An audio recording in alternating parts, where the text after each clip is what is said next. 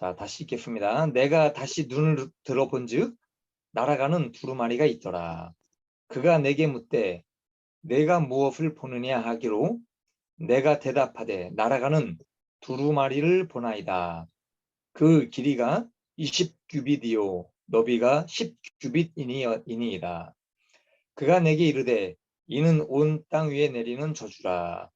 도둑질하는 자는 그 이쪽 글대로 끊어지고 맹세하는 자는 그 저쪽 글대로 끊어지리라 하니 만군의 여호와께서 이르시되 내가 이것을 보냈나니 도둑의 집에도 들어가며 내 이름을 가리켜 망령되이 맹세하는 자의 집에도 들어가서 그의 집에 머무르며 그 집을 나무와 돌과 아울러 사르리라 하셨느니라 하니라.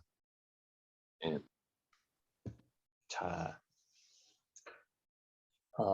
오늘 말씀 제목을 두루마리라는 제목을 가지고 말씀을 드리려고 합니다. 두루마리.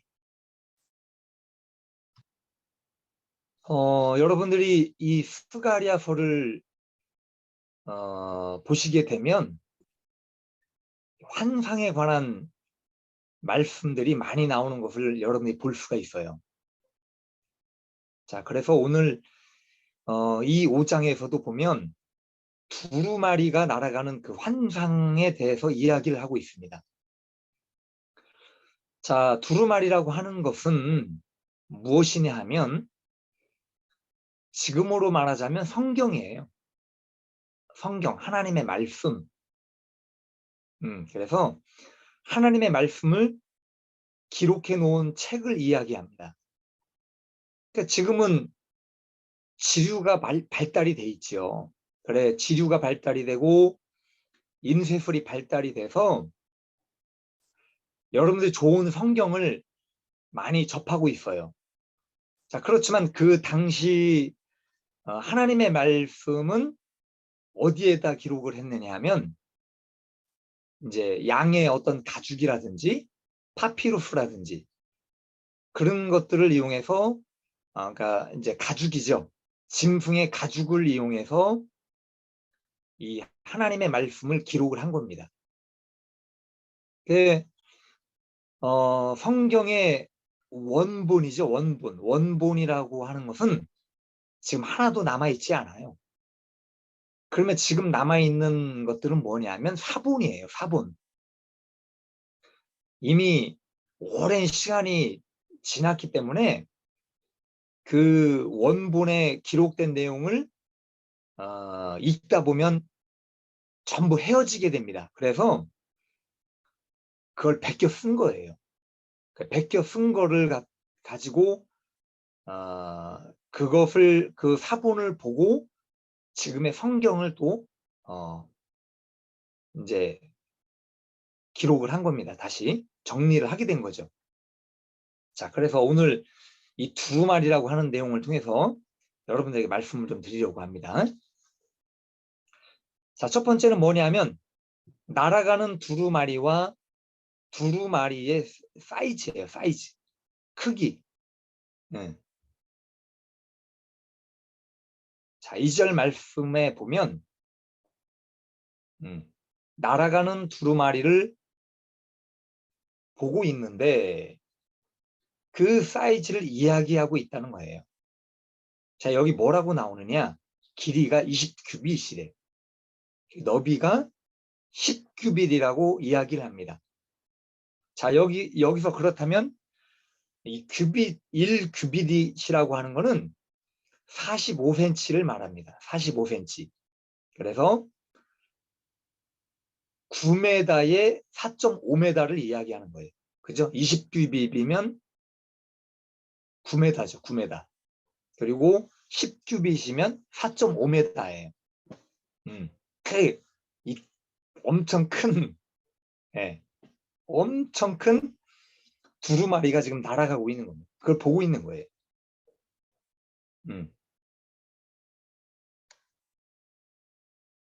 자, 그래서 이 성경에 지금 성경에 보면 이 9m와 4.5m의 이 두루마리가 지금 나오고 있는데, 그러면 왜 크기를 갖다 좀 이야기를 할까? 크기. 성경의 그 내용을 한번 찾아보게 되면 9m에 4.5m의 크기가 무엇이 있겠는가를 한번 찾아보게 되면 낭실이라는 게 있어요. 낭실. 응. 솔로몬 성전의 낭실의 그 크기가 9m에 4.5m예요. 그래서 지금 이 환상 가운데 날아가고 있는 이 두루마리의 크기와 솔로몬 성전의 낭실의 크기가 같다는 겁니다.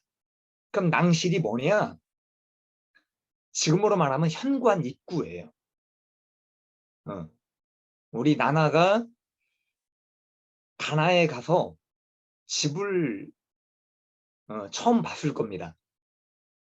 새로 지은 집을. 그러면 그 집 들어가는 입구가 있는 거예요. 입구. 그렇죠?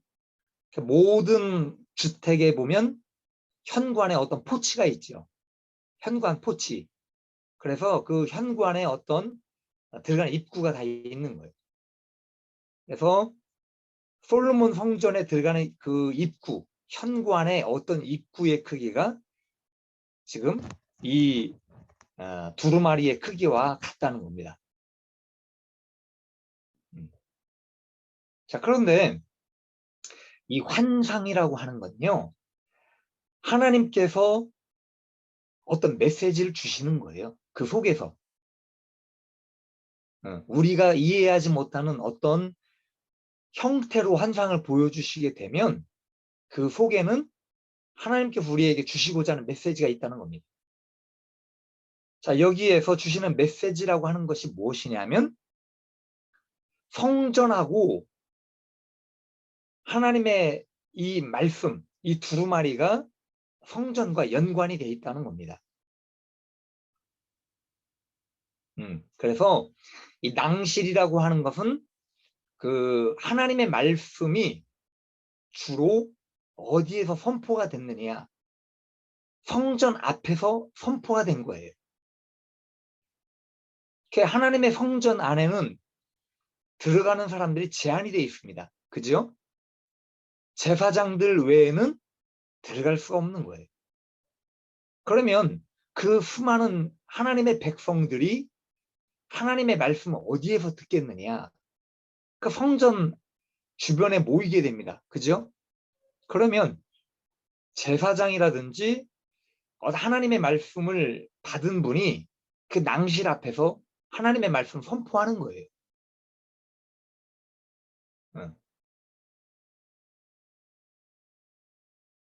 자, 그래서 2절의 말씀은 율법이 선포가 되는 것을 말하는 거예요. 그 날아가는 두루마리라고 했기 때문에 하나님의 말씀은 장소에 구애받지 않고 막히는 것이 없이 선포가 된다는 것을 말씀을 해주고 있다는 겁니다. 그래서 성전, 즉 하나님의 말씀은 성전이라는 것, 하나님께서 주신 말씀이라는 것과 함께 이 말씀이 거침없이 막힘없이 선포가 된다는 것을 갖다가 말씀을 해주고 있다는 겁니다.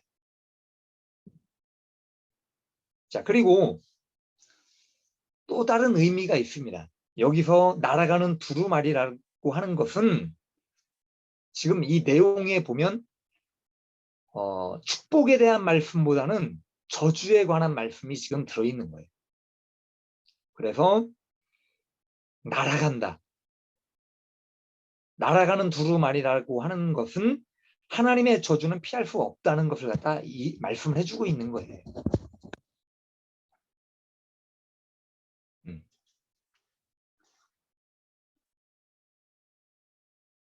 3절 말씀을 한번 우리 참고를 해보십시오. 3절 말씀에 보면 자, 뭐라고 나오느냐. 이는 온 땅 위에 내리는 저주라. 도적질하는 자는 그 이쪽 글대로 끊어지고. 도적질. 무슨 물건을 훔친다는 얘기죠. 맹세하는 자는 그 저쪽 글대로 끊어지리라. 맹세.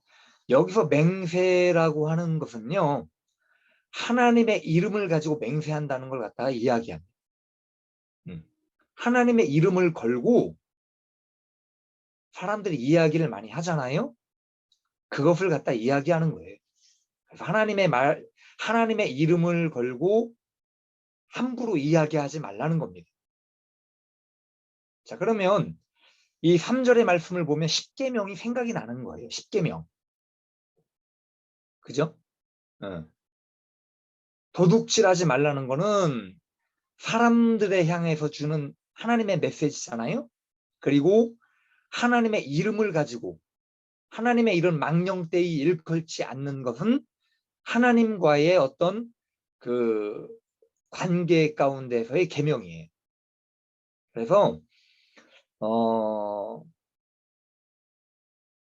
이미 우리에게 주신 하나님의 계명이라고 하는 거예요. 말씀은 지금 이 두루마리에 주어진 말씀은 이미 율법 가운데서 우리에게 주어진 하나님의 말씀, 그것을 갖다 이야기합니다. 그래서 어떻게 하나님을 섬기고 어떻게 살아야 할 것을 율법을 통해서 우리에게 알려주신 겁니다. 그래서 그 율법이라고 하는 것은 크게 두 가지 작용을 하는 거예요. 하나는 뭐냐? 내가 하나님의 뜻을 따라 살아갈 때는 축복을 받는 거예요. 자, 그러나 반대로 하나님의 뜻대로 살아가지 못할 때는 저주와 형벌이 임하는 겁니다. 그래서 이 하나님의 말씀이 날아서 간다는 표현은 뭐냐? 하나님께서 거하지 아니하는 곳이 없다는 것을 말씀해 주고 있는 거예요. 어느 장소에만 거하시는 것이 아니라 하나님은 무소불위하신 거예요. 어느 곳에든 하나님께서 계신 겁니다. 하나님의 존재는 완전하신 거예요. 어느 곳이든 하나님께서 다 임재하시고 보고 계신 거예요. 그래서 하나님 앞에 범죄한 자는 어디를 가든지 어디에 숨든지 하나님 앞에 숨을 수가 없다는 것을 갖다 말씀을 해주고 있습니다. 자, 그래서 하나님의 진노는 피할 수가 없는 거예요. 그래서 지금 이 스가랴서 5장에 지금 말씀하고 있는 그 말씀들이 참 어떻게 보면 두려운 말씀이에요. 정말 우리가 조심해야 되고 우리가 그 하나님의 말씀에 어떻게 살아가야 될까를 다시 한번 생각해 보게 되는 그런 중요한 말씀들 해주고 있는 겁니다. 자, 그렇다면 누구에게 이런 진노가 임하는가?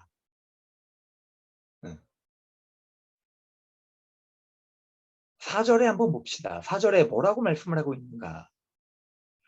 도둑의 집에도 들어가며 내 이름을 가리켜 망령되이 맹세하는 자의 집에도 들어가서 그의 집에 머무르며 그 집을 나무와 돌과 아울러 살으리라 하셨느니라.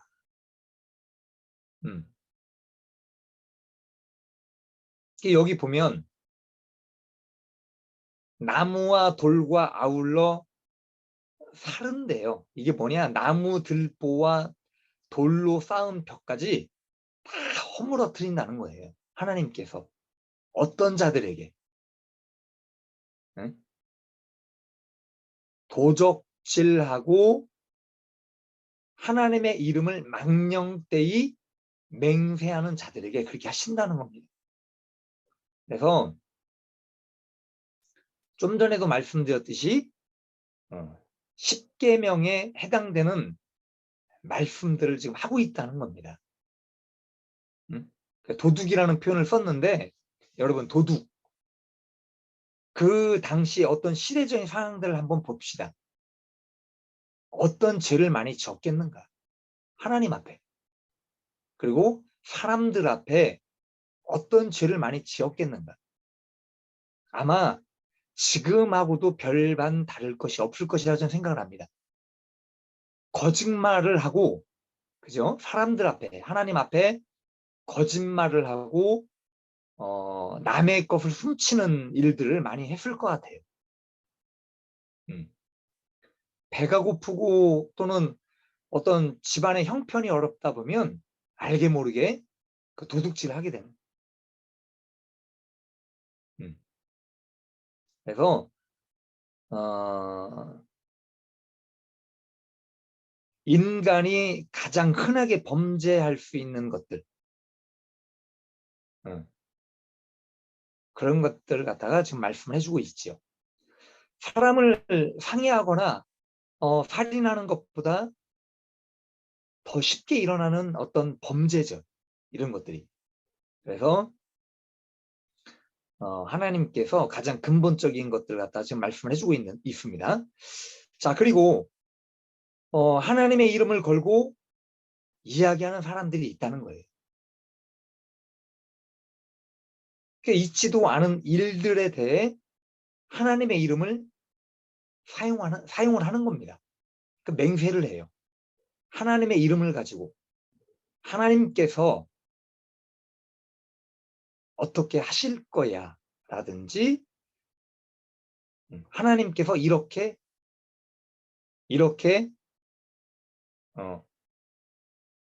하셨어. 그런데 그것이 거짓으로 이야기를 하고 있다는 거예요. 거짓으로. 되지도 않은 일, 하지도 않은 것들을 가지고 지금 하나님의 이름을 가지고 사용을 하고 있다는 겁니다. 자, 그래서 이런 하나님의 이름을 사용하는 것과 맹세를 하는 행위들에 대해서 하나님은 절대로 간과하지 않겠다는 것을 말씀을 하고 있다는 거죠. 자, 그렇다면 진노의 결과는 어떤 것인가? 진노의 결과. 모든 번역본에 보면 이런 말씀을 하고 있어요. 집에 머무른다. 하나님의 어떤 말씀, 지금 두루마리에 기록된 말씀이 집에 머무른다는 거예요. 그 집에.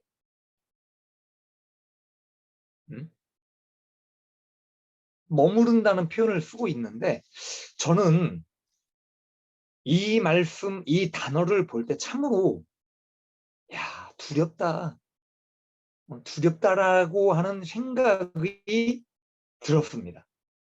그게 마음에 오는 거예요. 하나님의 심판과 하나님의 진노가 정말 무섭구나. 오죽하면 이 말씀을 하셨을까. 그래서 머무른다라고 하는 이 단어는요. 고집이 세다라는 단어를 또한 가지고 있어요. 고집이 세다. 여러분들도 고집이 세다라는 이야기를 들어보셨습니까? 고집 세다. 우리 강상구 성도님이라든지 나나 대리 고집이 셉니까?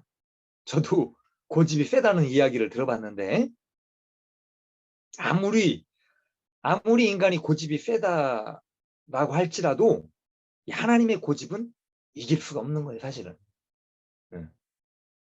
하나님께서 말씀하시고 하나님께서 하시고자 라고 생각하신 것은 절대로 멈출 수가 없다는 거예요.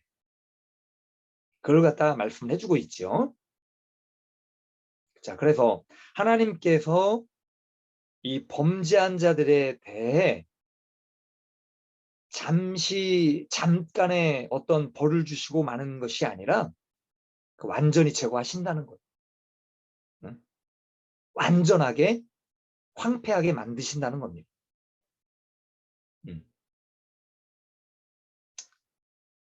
그것을 말씀을 해주고 있습니다. 그래서 하나님께서 천국과 지옥이라는 것을 그래서 만드신 거예요. 왜 만드셨겠어요? 어? 하나님을 경외하고 하나님을 따라가는 자들에게는 영원토록 그 평강 가운데, 기쁨 가운데 있는 거예요. 자, 그런데 그렇지 않은 자들에게는 오늘 말씀처럼 무서운 그 지옥 가운데 들어가게 되는 겁니다. 그래서 이 지옥에 관한 어떤 고통과 형벌에 대한 것들을 생각하게 만드는 그런 말씀이라는 것을 우리가 보게 됩니다. 자, 우리 적용해 봅시다. 우리 두루마리라는 것을 가지고 우리 적용을 한번 해봐요. 이 두루마리의 말씀은 하나님의 말씀이라고 제가 말씀을 드렸는데, 하나님의 말씀이 우리에게 주어졌다면, 그렇다면 수신자들도 있다는 거예요. 그죠? 하나님의 말씀이 임하는 곳에는 그 하나님의 말씀을 들어야 될 사람들이 있기 때문에 그 하나님의 말씀을 주셨다는 겁니다.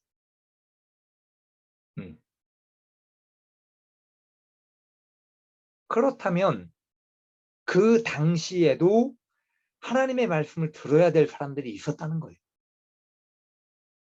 그 시대는 어떤 시대였습니까?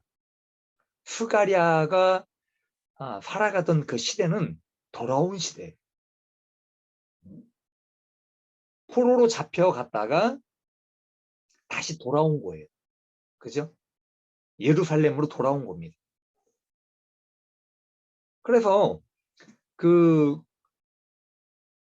포로 귀환을 통해서 성전 재건이 일어날 그 시기잖아요.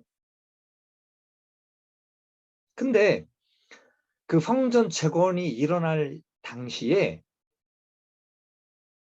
이것을 갖다 반대하는 사람들이 있어요. 하나님 성전을 짓는 것에 대해서 반대하고 방해하는 사람들이 있었다는 겁니다. 자기의 이익을 쟁취하는 것. 하나님 편에서 하나님의 어떤 뜻 가운데 살아가려고 하는 것이 아니라 자기의 이익을 쟁취하기 위해서 살아가는 사람들이 있었다는 거예요. 그래서 온갖 방해를 하게 되는 겁니다. 그리고 그렇게 살다 보면 하나님의 어떤 백성이잖아요. 하나님의 뜻 가운데 진실하게 살아가야 되는데 자기의 유익과 자기의 이익을 위해 살다 보면 하나님의 이름을 가지고 사기를 치는 일들이 벌어지는 거예요. 그 당시에도.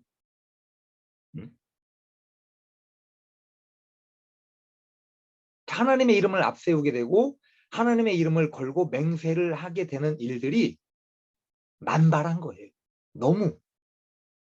그리고 이 스가랴 시대 때에 스가랴가 환상을 보고 하나님의 말씀을 전한 거 아닙니까? 기록을 하고. 그죠? 성경을 기록을 한 거예요. 그런데 그렇다면 이 시대 때에도 거짓 선지자들이 얼마나 많이 있었겠습니까? 하나님의 말씀을 가지고 하나님께서 주시지 않은 말씀을 전했다라고 이야기하는 사람들이 얼마나 많았겠냐 이거.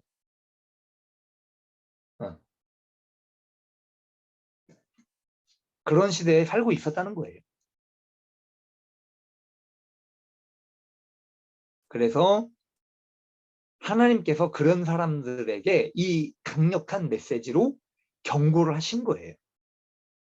그 신약에 와서도 예수님께서 성전에 들어가십니다. 그죠? 성전에 들어가실 때 뭐라고 하셨냐? 물건을 파는 사람들에게 도적대라고 화를 내신 거예요. 전부 내쫓으신 겁니다. 그 수많은 사람들 다 내쫓으신 거예요.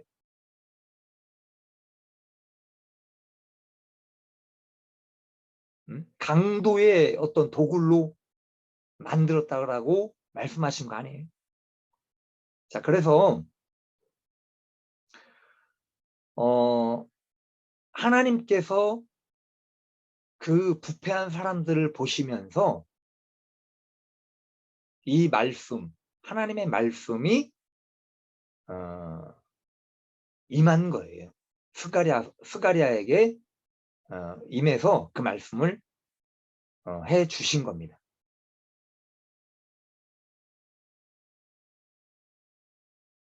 자, 그래서 오늘 이 말씀이 한번 여러분에게 적용을 해 보십시오. 만약에 말씀을 통해서 나에게 주시는 어떤 메시지가 있다라고 할 때에 내가 수신자가 되는 거예요. 그죠? 내가 수신자가 되는 거예요. 그 내가 고쳐야 될 부분이 있다면 내가 고쳐야 되는 거예요. 하나님 앞에. 그래서 항상 말씀이 임하면 들어야 될 사람이 있다라는 걸 우리가 적용을 해보게 됩니다. 자, 두 번째는 뭐냐? 회개하고 엎드릴 수 있어야 한다는 겁니다. 자, 두루마리라고 하는 것은 히브리어로 메길라라고 이야기를 합니다. 메길라. 그 이 말은 굴리다라는 말에서 파생한 거예요. 굴리는 것. 그러니까 두루마리는 제가 두루마리를 한번 보여드리고자 합니다. 잠시만요.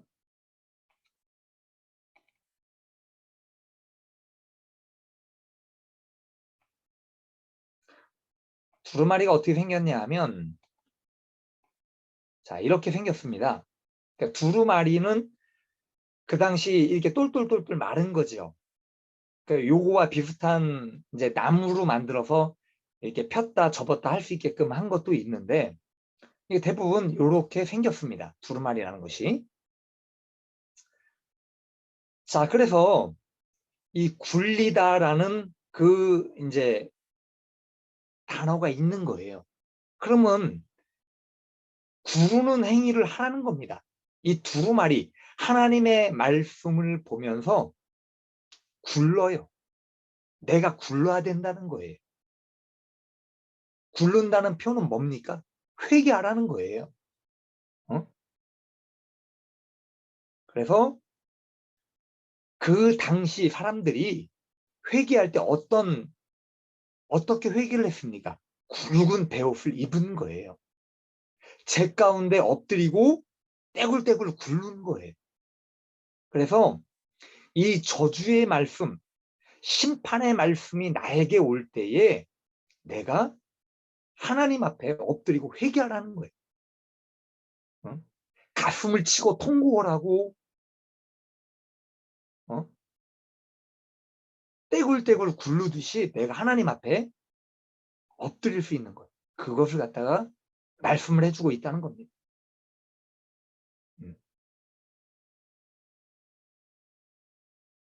굴르다. 자, 세 번째는 이 참 중요한 말씀이에요. 여러분들이 이 말씀을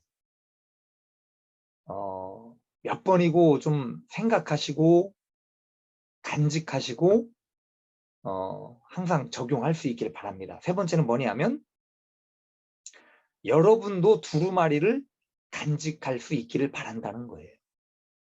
자, 두루마리라고 하는 것은 아까도 말씀드렸죠. 짐승의 가죽을 이용해서 기록을 한 거라고 제 말씀을 드렸습니다. 자, 그러면 이 스가랴의 말씀은 대부분 하나님께서 주신 말씀들을 기록을 한 거예요. 그죠? 기록을 해서 이게 성경이 됐다는 말씀인데 다른 성경도 마찬가지입니다. 그 당시 하나님의 말씀을 받는 이들이 기록을 하지 않았다면 이것을 읽는 사람들도 없었다는 거죠. 그죠? 성경이 기록이 되지 않았다면 어떻게 하나님의 말씀이 전파가 되고 읽게 되었겠냐 이거예요. 응? 그래서 하나님께서 주신 말씀에 대해서 기록을 했을 때에 어떤 예언이 이루어졌는지를 알 수가 있다는 겁니다. 응? 그래서 그 당시에 어떤 스가랴와 또는 그와 같은 어떤 선지자분들이 이런 하나님의 말씀을 기록하지 않고 환상 본 것만을 많은 사람에게 이야기를 했다면, 응? 환상을 보고 하나님께 받은 메시지를 기록을 안 하고 이야기만 하고 다녔다면 시간이 지나고 나서 하나님의 예언은 어떻게 이루어졌는지 그 성취가 증명이 되진 않아요. 그죠? 증명할 수가 없다는 겁니다. 시간이 지나고 나서. 그래서 이 기록이라고 하는 것은 오랜 시간이 지나고 나서 그 말씀이 정말 하나님의 말씀이었는지 또는 인간의 어떤 생각에서 나온 이야기였는지에 대한 점검과 확증이 된다는 거예요. 이게 저주의 말씀이 됐든 축복의 말씀이었든 그게 확증이 된다는 겁니다. 이 스가랴의 예언이 예수님께서 오시기 전 한 470년에서 520년 전에 기록이 된 거예요. 그러면 이 스가랴서에 예수님에 대한 예언이 기록이 되어 있습니다. 굉장히 많이 나와요. 그런데 이 예수님에 대한 메시아에 대한 이 예언들이 몇 년 후에 이루어졌느냐? 470년 이후에 이루어진 거예요.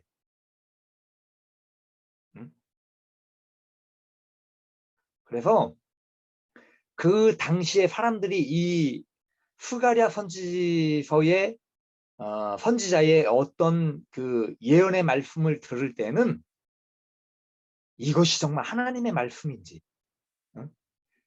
하나님께서 정말로 말씀하신 것인지를 잘 모르는 거예요.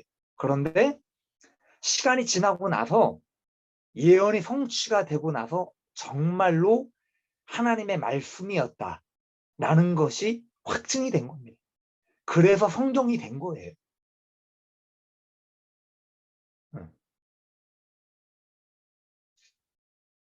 자, 그렇다면 예수님 이후에 지나온 어떤 시간 속에서 그리고 지금 시대 속에서도 이 두루마리에 기록된 이 하나님의 말씀처럼 하나님의 종들에게 그죠? 메시지를 주신다는 거예요.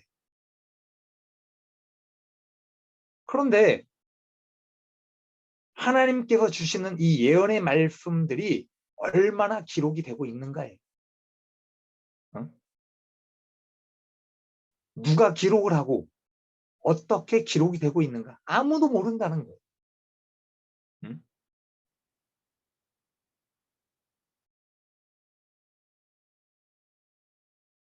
옛날에도 많은 선지자들에게 환상과 메시지를 주셨을 겁니다. 이 스가랴처럼.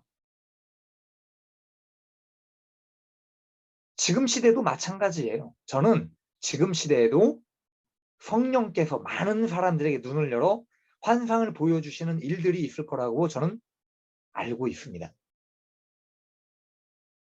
여러분들에게 주시는 이 환상과 메시지는 어떤 말씀이든지 축복의 말씀이 됐든 저주와 징계의 말씀이 됐든 먼저 나에게 주시는 거예요. 본인에게. 그것을 갖다 적용하는. 그리고 다른 사람에 대해서 말씀을 주시면 중보기도를 해주는 거예요. 누군가가 뭐 잘못된 것이나 위험한 것이나 뭐 미래 어떻게 될 것이 그것을 하나님께 보여주셨어. 그러면 이것을 갖다가 기록을 하고 중보기도를 하는 거예요. 그래서 오늘 본문의 이 두루마리에 대해서 말씀을 주시는 말씀도 그죠? 모세를 통해서 이미 다 주신 말씀. 우리 율법으로 다 주신 말씀이에요. 응?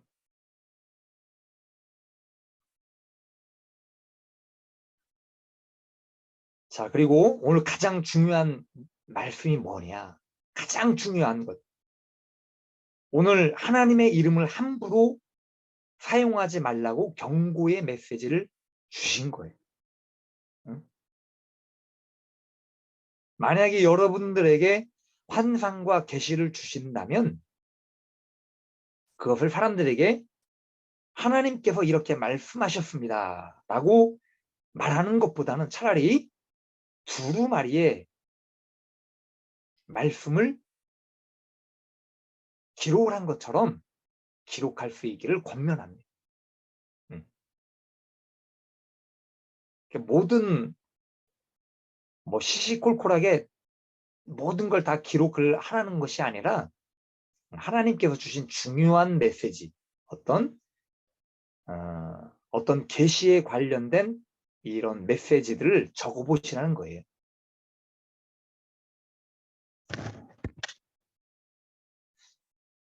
오늘 말씀을 들으시는 우리 공동체 식구들, 그리고 혹시나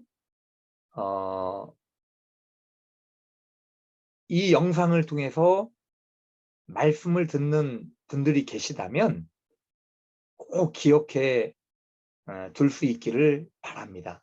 그래서 저는 이 영상을 보시는 분들 중에 누가 하나님과 교제를 하고 하나님께서 어떤 환상을 보여주고 응답을 받는지 잘 몰라요. 그런데 하나님께서는 정말 조심하라는 거예요. 조심하고 차라리 오늘 이 두루마리라는 말씀을 왜 주셨는가. 그래서 여러분들도 하나님께서 주신 말씀을 잘 기록을 할 수 있으면 좋겠다라는 그런 생각을 해보게 됩니다. 그래서 오랜 시간이 흘러서 많은 이들이 그 기록을 봤을 때에 그때 그것이 진정 하나님의 말씀이었다는 것, 그리고 다른 사람에게 주는 교훈의 메시지가 되었다라는 것을 갖다가 증명이 되고 확인이 되는 그런 말씀이 되었으면 좋겠습니다. 말씀 마치고자 합니다. 우리 기도.